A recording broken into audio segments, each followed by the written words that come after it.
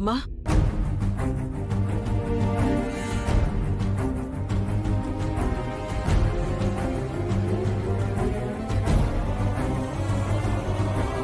ఆద్య, ఏం జరిగింది? ఏం జరిగిందన్నయ్య? ప్రభాస్ మన మీద ద్వేషంతో మన పరువు తీయాలని ప్రయత్నం చేశాడు. కానీ దేవుడి దయ వల్ల ఏం కాలేదు. అదేంటన్నయ్య అలా అంటావు? ఏం కాకుండానే ఊరి జనమంతా వాణ్ణి కొట్టుకుంటూ తీసుకెళ్లారా? వాడు చెప్పాడు కదా ఆద్య. పద్మా,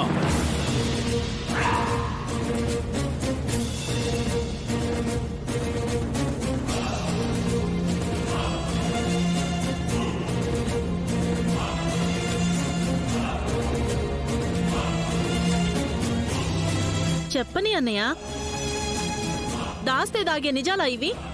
మనం దాచినా రేపు వాడు ఊరు మీద పడి కనిపించిన వాళ్లకల్లా పలానా అమెరికా పిల్లని ఇలా చేశాను అలా చేశాను అని నోటికొచ్చినట్టు వాగడని గ్యారంటీ ఏమైనా ఉందా?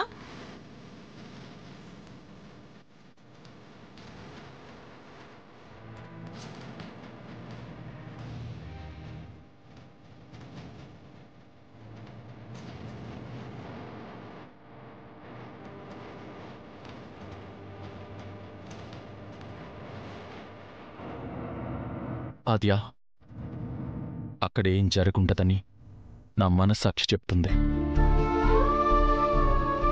నీకండగా నేనున్నాను. నువ్వు ధైర్యంగా ఉండు.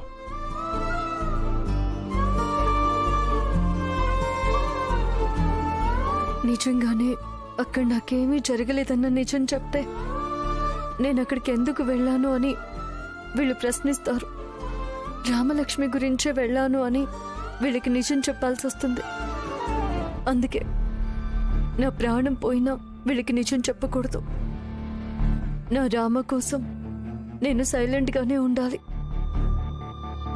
రేయ్, చేతీరా. ప్రభాస్ గాడు ఆద్య చేయి పట్టుకున్నాడని చెప్తున్నానా? నోర్మే, ఆ ప్రభాస్ గారు ఆద్య ఒంటి మీద చేయేస్తే ఆ చేతి నరికి వాడు రెండో చేతిలో పెడుతుంది. తనని తక్కువ అంచనా వేయకు. ఇలా అనుకుని తృప్తి పడండి. నాకు పోయేదేముంది?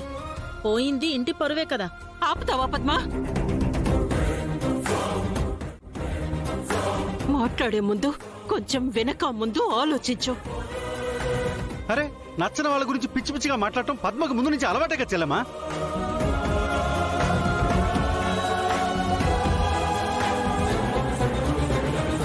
పద్మావతినైనా అక్కడ జరిగిందే చెప్తుంది కదా. మంచో చెడో మనం చెప్పుకోకపోతే ఎలా?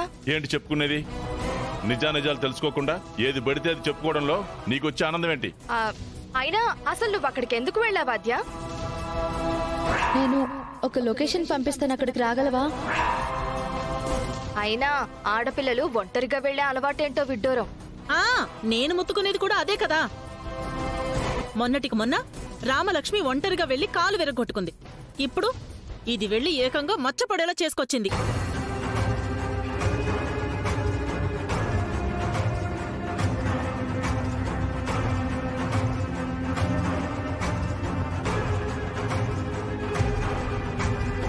రాను రాను ఇంట్లో ఎవరికీ భయం లేకుండా పోతుంది. నువ్వు ఉండవే. తెలుసో తెలియకో అటువైపు వెళ్ళింది. బెంబేలెత్తిపోయిన ఆడపిల్లని దగ్గరికి తీసుకుని ఓదార్చే పని చూడాలి. కానీ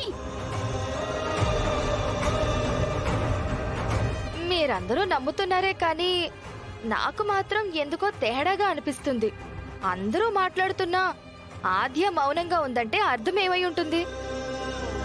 అక్కడ తనని తాను పోగొట్టుకుందనేగా.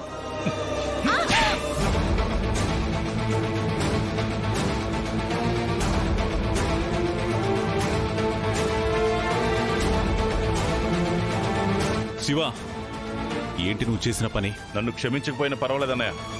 నోటుకొచ్చినట్టు వాగితే ఇలాగే బుద్ధి చెప్పాలి. కూతురు లాంటి ఆద్య గురించి ఎలా నా మాట్లాడేది? గొడవలు పడి ఒకరి మీద ఒకరు చేసుకోకండి. ఇప్పటికే గుండె అంతా నీరు కారిపోయినట్టుంది. అయినా ఇప్పుడు నేనేమన్నానని? పద్మ వదిన పోసుకొచ్చినట్టు చెప్పింది. నేను కాస్త గట్టిగా చెప్పాను. అందుకని ఇంత గట్టిగా చెప్పాలా? రేపు ఊళ్ళో అందరూ ఇదే విషయం గురించి కోడేకొస్తారు. అప్పుడు ఇంటింటికి వెళ్ళి కొడతారా ఏంటి? అలా అడుగు పార్వతి. మా మీద అరవడం కాదు. రేపు ఊరి జనానికి ఏం చెప్పుకుంటారో చెప్పుకోండి. అమ్మా, చిన్నత్తయ్య, మీకు చేతులెత్తి దండం పెడతాను. దయచేసి ఆద్య గుండెకి గాయం చేసే పని పెట్టుకోకండి. నువ్వుండ్రా. నీకు పెళ్ళాం మీద ప్రేమన్నంత మాత్రాన దీన్ని మరీ అంత వెనకేసుకురాకు.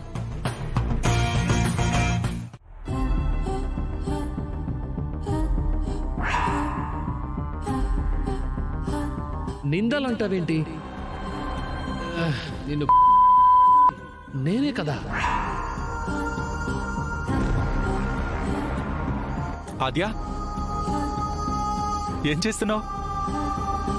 ఫ్రీగానే ఉంటే కాసేపు కబుర్లు చెప్దామని వచ్చాను. ఇంకో విషయం చెప్పాలి. రామచంద్రపురంలో సర్కస్ పెట్టారంట. రేపు వెళ్దామా?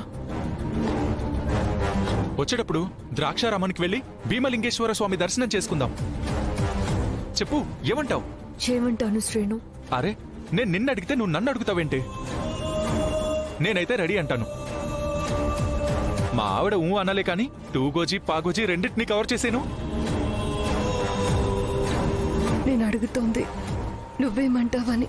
అంటే ఊర్లో వాళ్లే కాదు, ఇంట్లో వాళ్ళు కూడా నన్ను అంటున్నారు. నువ్వు ఒక్కడివే ఇప్పటి వరకు ఏమీ అనలేదు.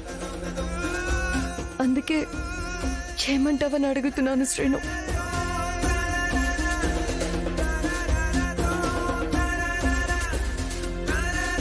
అలా చూస్తున్నావేంటి శ్రీను?